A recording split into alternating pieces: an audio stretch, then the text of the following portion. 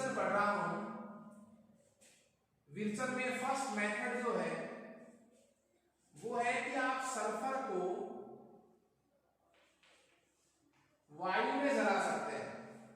Sulphur को यदि आप किसमें जलाएं, वायु में, तो आपके पास सल्फर डाइऑक्साइड प्राप्त होती है। बैलेंस आप लॉ कर सकते हैं।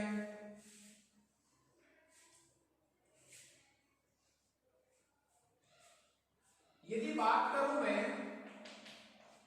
औद्योगिक विधि की, बात करें किसकी, सल्फर डाइऑक्साइड को बनाने की औद्योगिक विधि की यदि बात करें तो इसके दो तरीके हैं साहब। आप कॉपर का छीलन लाइए। छीलन का मतलब क्या हुआ, कॉपर का बुरादा टाइप, ठीक है। ऐसे धातु को छीलने से जो बुरादा प्राप्त हो उसको क्या बोलते हैं, कॉपर की छीलन।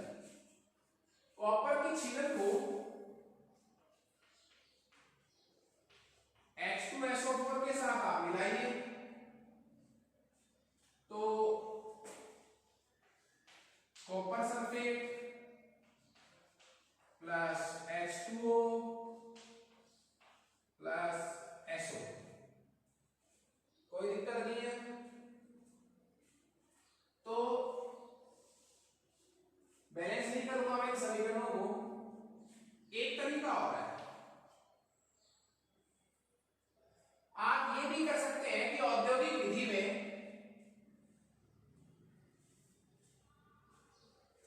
सल्फाइड H2 का भर्जन, बहुत अच्छी मेथड है, ज्यादातर यही यूज होती है। कोई भी आपके पास सल्फाइड अयस्क है, सल्फाइड अयस्क के भर्जन द्वारा, अब देखिए आप, सल्फाइड अयस्क का भर्जन का मतलब क्या हुआ, किसी सल्फाइड अयस्क को वायु की उपस्थिति में गर्म करना, मतलब क्रिया किससे करवाना, ऑक्सीजन से। तो आप आयरन का एक सल्फाइड अयस्क लीजिए FeS, फेरस सल्फाइड, जिसको आयरन सल्फाइड भी बोलूंगा,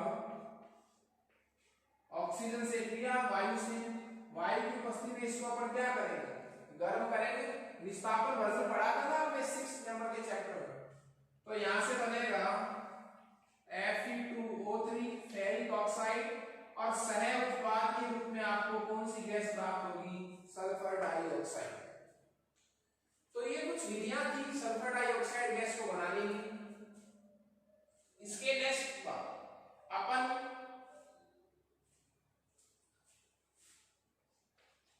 सल्फर डाइऑक्साइड के भौतिक गुणों के बारे में डिस्कस करेंगे। देखिए सल्फर डाइऑक्साइड जो है वो एक रंगहीन गैस है, रंग कोई नहीं है इसमें, लेकिन गंध कैसी है, तीक्ष्ण। रंग इसमें नहीं है और गंध कैसी है इसमें, तीक्ष्ण। तो रंगहीन है, गंध तीक्ष्ण है, जलवे विलेय है साहब, जलवे गुलजारी है। जब इसको यूज करते हैं तो सल्फर डाइऑक्साइड को द्रव में बदलकर स्टील के सिलेंडर में भरा जाता है, उसको यूज करते हैं। तो ये सल्फर डाइऑक्साइड को बनाने की विधियां और उसके भौतिक गुणधर्म थे।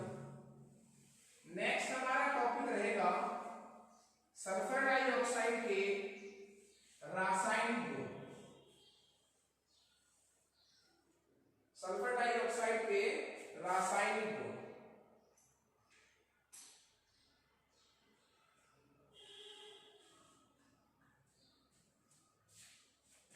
तो मैं SO2 के क्या पढ़ रहा हूं,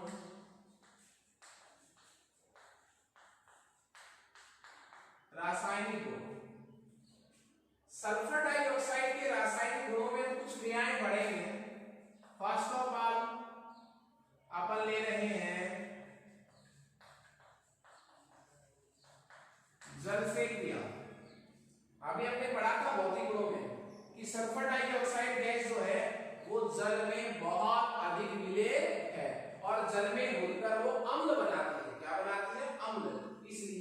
सल्फर डाइऑक्साइड का जो जलीय विलयन होता है वो एक अम्लीय विलयन की तरह व्यवहार करता है। क्योंकि देखिए प्रकृति कैसी होती है, क्रिया करने के बाद जो उत्पाद बनता है वो उत्पाद जिस प्रकृति का होता है विलयन की प्रकृति भी वैसी ही होती है। जैसे मैं कहूं कि SO2 जल से क्रिया करके अम्ल बनाता है, जल से क्रिया करके क्या बनाता है, अम्ल बनाता है। अब बन क्या गया अम्ल, तो विलयन भी कैसी प्रकृति का होगा, अम्लीय प्रकृति का होगा।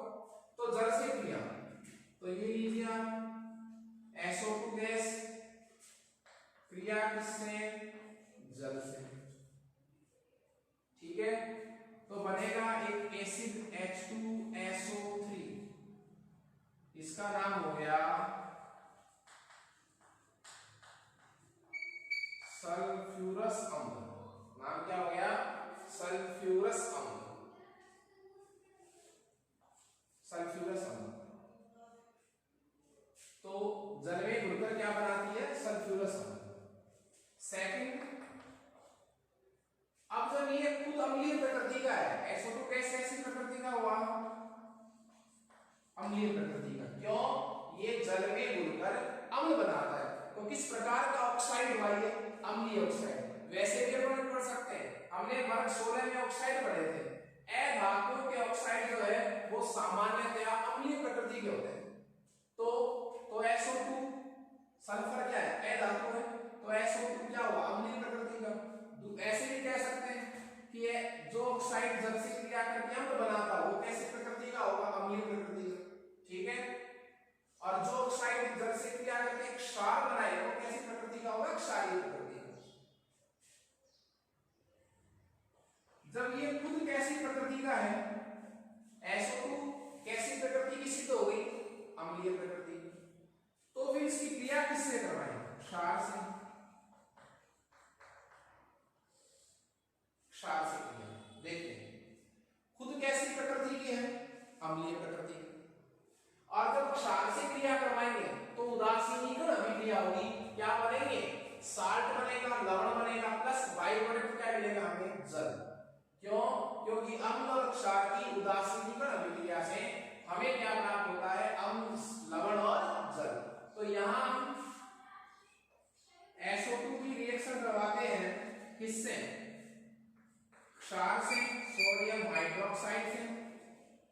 सोडियम हाइड्रोक्साइड से अपन इसकी क्या करवाएंगे, रिएक्शन करवाएंगे, तो लवण बनेगा Na2SO3, नाम हो जाएगा sodium sulphide, sulphide plus H2। तो ये तो क्या बन गया, लवण, और ये क्या बन गया, जल। ओके, थर्ड रिएक्शन देखिए,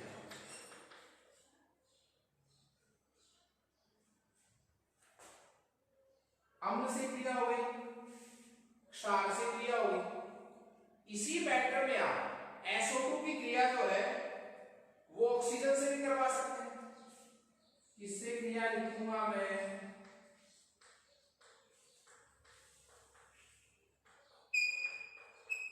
ऑक्सीजन से क्रिया।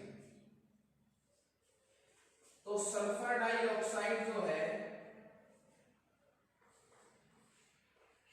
उसका ऑक्सीकरण भी बोल सकते हैं, क्रिया किससे कह सकते हैं, ऑक्सीजन से भी।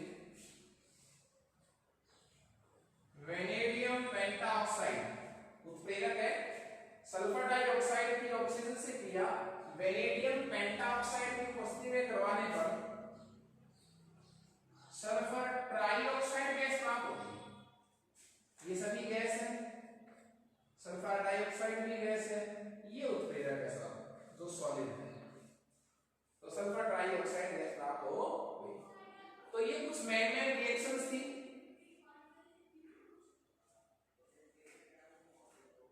फॉर ऑप्शन इसी में हमारे पास है,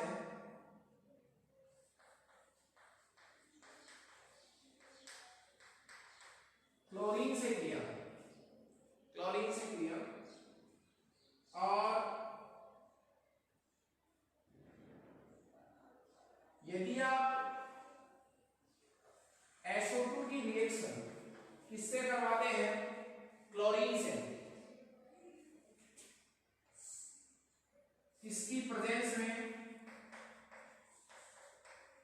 चारकोल की उपस्थिति में जब आप सल्फर डाइऑक्साइड की क्रिया क्लोरीन से करवाते हैं तो आपके पास बनेगा SO2Cl2, नाम हो जाएगा सल्फ्यूरिल क्लोराइड। नाम क्या हो जाएगा? Sulphuryl chloride. देखिए इसमें एक बहुत अच्छा प्रश्न है सल्फर डाइऑक्साइड के रासायनिक गुणों में, और वो प्रश्न क्या है कि जो नम सल्फर डाइऑक्साइड है, नम सल्फर डाइऑक्साइड का मतलब क्या हुआ? SeSO2 गैस जिसमें क्या हो, थोड़ी नमी हो, मॉइस्चर पड़ी हो। नम सल्फर डाइऑक्साइड एक अपचायक की भांति कार्य करती है।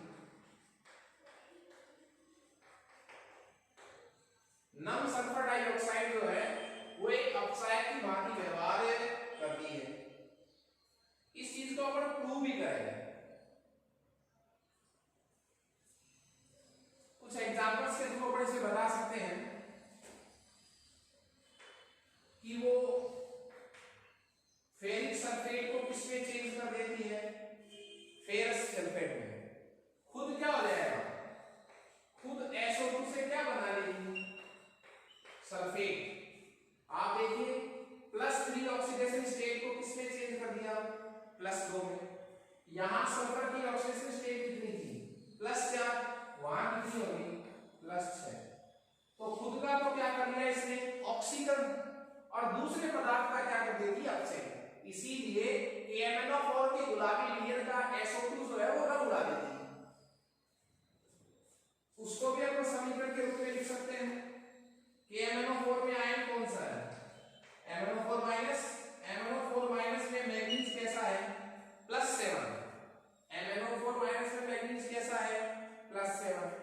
उसको वो किसमें चेंज कर देती है पता है आपको? Mn+2 आयन में। तो KMnO4 का अपचयन कर दिया, खुद का क्या हो जाएगा? ऑक्सीकरण। तो स्वयं का ऑक्सीकरण होगा और दूसरे पदार्थ का क्या करती है? अपचयन। और दूसरे पदार्थ का अपचयन करती है तो क्या कहलाएगी? अपचायक। तो नम SO2 जो है वो एक अपचायक की भांति व्यवहार करती है। ओके, इसी में हम नेक्स्ट टॉपिक के बारे में जब पढ़ें तो इसके उपयोग आते हैं।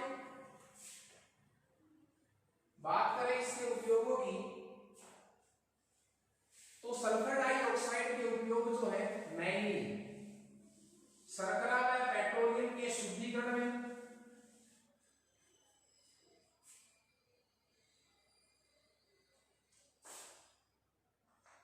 मैं बात करूं किसके? SO2 के किसके बारे में? उपयोग के बारे में। तो प्रशीतक के रूप में,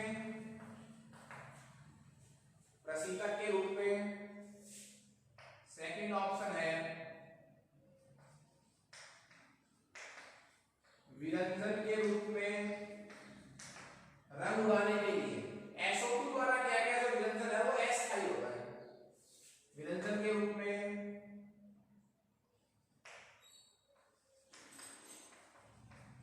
शर्करा और पेट्रोलियम के शुद्धिकरण, ये इसके उपयोग है साहब। ओके, तो ये हमारा टॉपिक था सल्फर डाइऑक्साइड के उपयोग। इस तरह हमने सल्फर डाइऑक्साइड के विरजन, भौतिक गुण, रासायनिक गुण और उनके उपयोग को पढ़ लिया। नेक्स्ट हमारा जो टॉपिक रहेगा वो है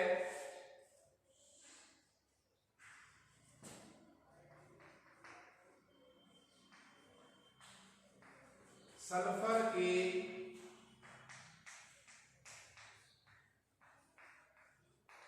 ऑक्सियम। सल्फर के ऑक्सियम। देखिए हमने वर्ग 15 में फास्फोरस के ऑक्सीय अम्लों के बारे में पढ़ा था। नहीं पढ़ा था? और फास्फोरस के ऑक्सीय अम्लों में हमने हाइपोफास्फोरस अम्ल, फास्फोरस अम्ल वगैरह के बारे में पढ़ा था। इसमें भी आपको एक यदि ऑक्सीय अम्ल की स्ट्रक्चर ध्यान हो गई तो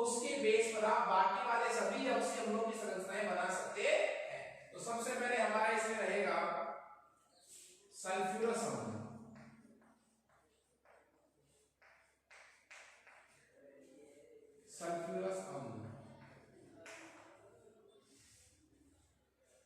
सल्फ्यूरस अम्ल।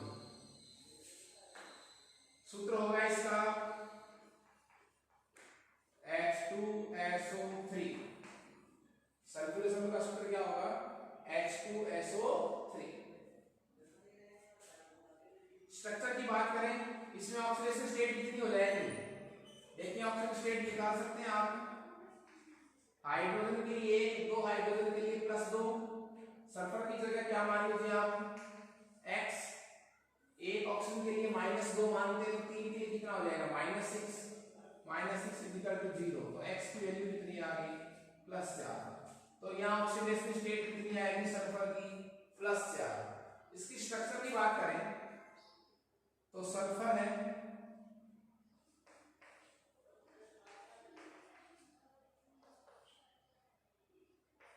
सीधा लिख सकते हैं आप, कोई दिक्कत नहीं। H2SO3। सेकंड नंबर की बात करें सल्फ्यूरिक अम्ल।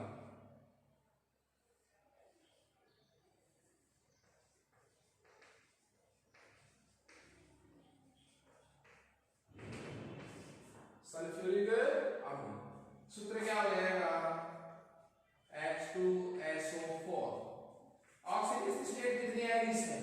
इसी तरीके से जब आप ऑक्सीजन अवस्था निकालेंगे तो ये हो जाएगा इसमें +6। सल्फर की ऑक्सीजन स्टेट कितनी आ जाएगी? +6। स्ट्रक्चर की बात करें तो देखिए इसमें क्या फर्क है? एक ऑक्सीजन का ही तो फर्क है। तो ये हो जाएगा, एक और ऑप्शन लगा दीजिए आप, और ये इसमें किस बात का फर्क है? सिर्फ एक ऑप्शन का ही तो फर्क है। तो एक स्ट्रक्चर यदि आप बता सकते हैं तो बाकी स्ट्रक्चर आप उसके बेस पर बना सकते हैं। सल्फ्यूरिक अम्ल के बाद मैं एक स्ट्रक्चर बनाऊंगा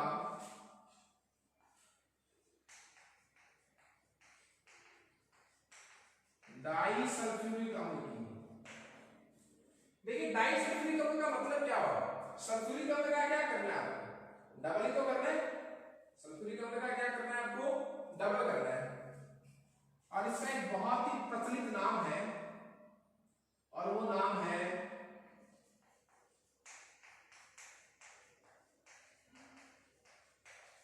पायरो सल्फ्यूरिक अम्ल। इसका एक प्रचलित नाम क्या है? पायरो सल्फ्यूरिक अम्ल। बहुत ही सुंदर नाम है इसका। एक और देखिए, अच्छा है परीक्षा की दृष्टि से भी, ओलियम। तो ये सारे नाम इसके इंपॉर्टेंट हैं, डाई सल्फ्यूरिक अम्ल, पायरो सल्फ्यूरिक अम्ल और ओलियम। यहां से आप इसकी स्ट्रक्चर बना सकते हैं। देखिए डाई सल्फ्यूरिक अम्ल, ये सल्फ्यूरिक अम्ल है आपके पास, इसका क्या करना है आपको? डबल ही करना है। तो डबल करना है तो देखिए आप लिख भी सकते हैं इसको डबल करके, इसको डबल कर लीजिए आप। डबल करने के बाद x को बाहर भेजना है आपको, तो ये हो जाएगा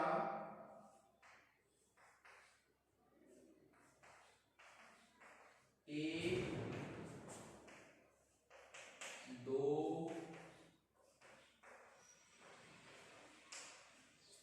ये दो क्या हो गए? सल्फ्यूरिक अम्ल।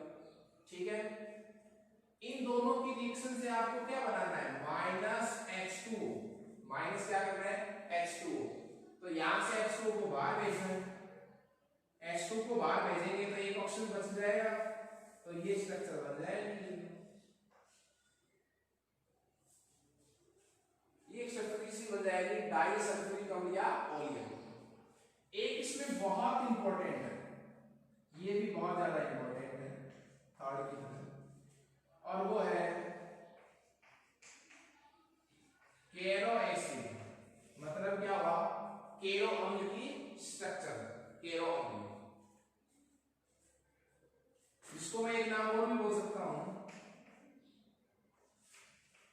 परऑक्सो सल्फ्यूरिक अम्ल।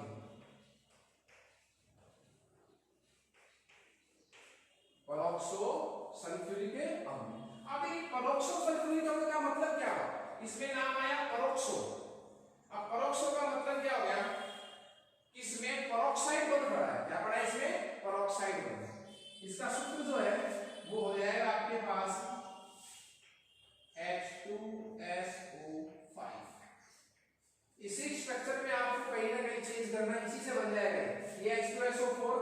वो H2SO5 है। सूत्र हम इसका भी लिख सकते हैं, इसका सूत्र क्या हो जाएगा भैया, H2S2 ऑक्सीजन कितने हो गए 7 1 2 3 4 5 6 7 H2S2O7 ठीक है। और एक का सूत्र हो गया ये इसका H2SO5 यहां से बहुत जल्दी बनेगा। देखिए H2SO4 की स्ट्रक्चर ये आपके पास, तो एक ऑक्सीजन और जोड़ना है। और ऑक्सीजन कैसा जोड़ना है ताकि उसमें पेरोक्साइड बंध पड़ जाए। पेरोक्साइड बंध कौन सा होता है, ऑक्सीजन सिंगल बॉन्ड ऑक्सीजन। तो आप किसी भी OH के निर्देश को डाल दीजिए, ये लीजिए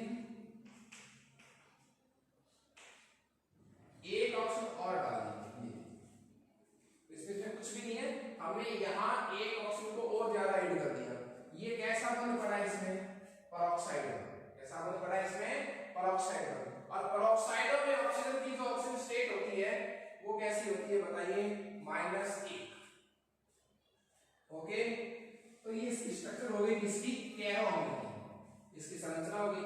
आपसे इसमें ऑक्सीडेशन स्टेट पूछी जाए, यहां ऑक्सीडेशन स्टेट कितनी आएगी, उसी तरह 6 आएगी, +2 + 2x - 14 = 0, तो 6 आ जाएगी इसमें। यहां मैंने आपको बता दिया प्लस ज्यादा है, यहां प्लस है।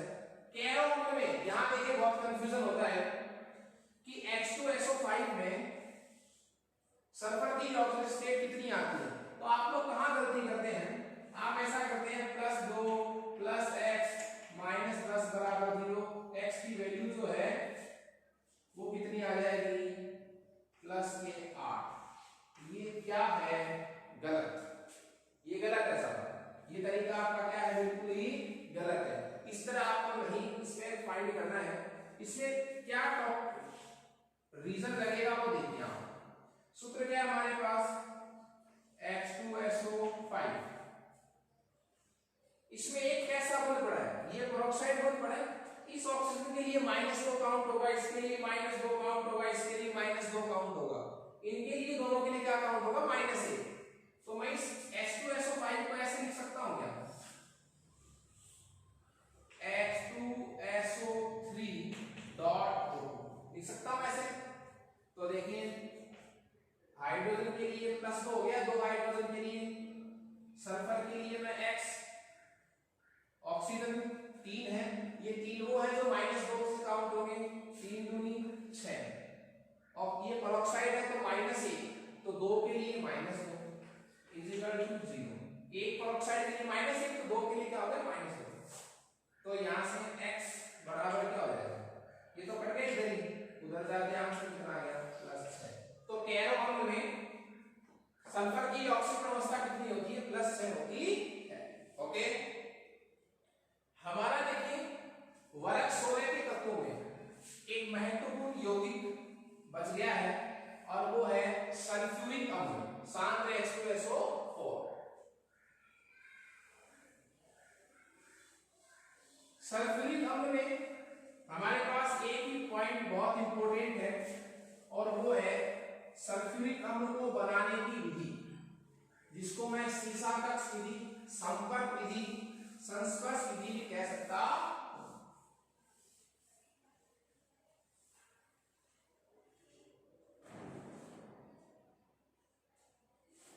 देखिए हमारा जो नेक्स्ट टॉपिक है वो है H2SO4।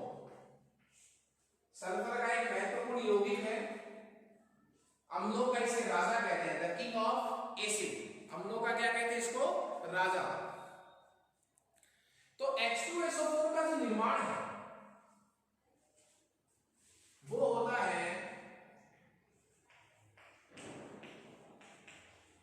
संपर्क विधि द्वारा। संपर्क विधि द्वारा इसका क्या होता है, निर्माण। और जिसका एक नाम और भी है संस्पर्श विधि, कॉन्टेक्ट मेथड।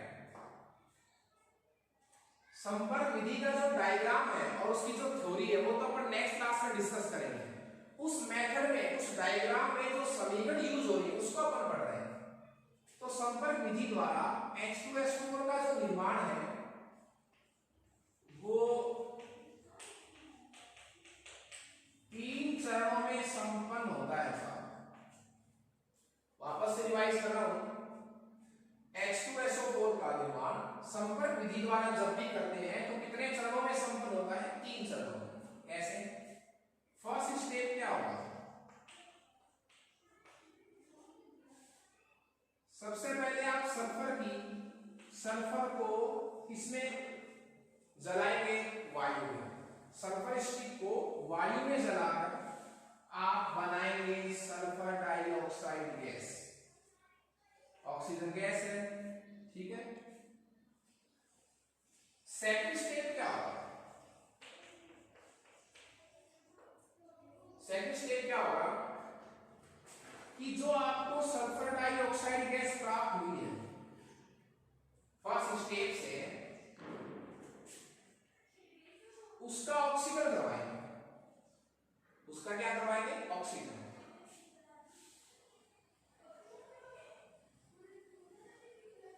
V2O5 वेनेडियम पेंटा ऑक्साइड। वेनेडियम पेंटा ऑक्साइड की उपस्थिति में आप SO2 का ऑक्सीकरण करवाने के लिए कह सकते हैं ऑक्सीजन क्रिया। ये चेंज हो जाएगा SO3 गैस, सल्फर ट्राइऑक्साइड। इस सल्फर ट्राइऑक्साइड को हम क्या करेंगे? स्टेप थर्ड में ले जाएंगे। स्टेप थर्ड में क्या करेंगे? जो आपके पास बनी थी कौन सी गैस? SO3 गैस, उसको आप H2SO4 में अवशोषित करवाते हैं। अवशोषित का मतलब ये डिहाइड्रेट होता है बिजली का, जल को क्या कर लेगा? सोख लेगा। SO3 में यदि थोड़ी बहुत नमी उपस्थित है, उस नमी को क्या कर लेगा? ये सोख लेगा और एक यौगिक बन जाएगा H2S2O7, जिसका नाम मैं आपको पहले बता चुका हूं, ओलियम। इसका नाम क्या है? ओलियम। तो प्राप्त सल्फर ट्राइऑक्साइड H2SO4 में अवशोषित होकर क्या बनाती है? ओलियम। ओलियम को फिर जल द्वारा तनु कर लेते हैं। जल द्वारा तनु करने का मतलब क्या होगा? उसमें जल मिलाते हैं। तो मिलाइए जल, H2S2O7 प्लस H2। आपने जल मिलाकर इसको क्या कर दिया? तनु कर दिया। तो आपके पास बन जाएगा H2SO4 के कितने मॉलिक्यूल बन जाएंगे? 2 मोल H2SO4 आपको प्राप्त हो जाएगा। ये समीकरण जो है वो संपर्क विधि में प्रयुक्त होती है। विधि का डायग्राम अगर नेक्स्ट क्लास में बनाएंगे, उसकी थ्योरी पढ़ेंगे और उस डायग्राम में, उस थ्योरी में जो रिएक्शन आ रही है वो ये 3 रिएक्शन है। सल्फर स्टिक को वायु की उपस्थिति में आप जलाते हैं, SO2 गैस प्राप्त होती है। प्राप्त SO2 को वायु के ऑक्सीकरण द्वारा आप सल्फर ट्राइऑक्साइड में चेंज कर देते हैं। सल्फर ट्राइऑक्साइड के H2SO4 को अवशोषित करवाते हैं तो ओलियम प्राप्त होता है और ओलियम को जल द्वारा तनु करके अपने H2SO प्राप्त करते हैं। Okay, thank you students.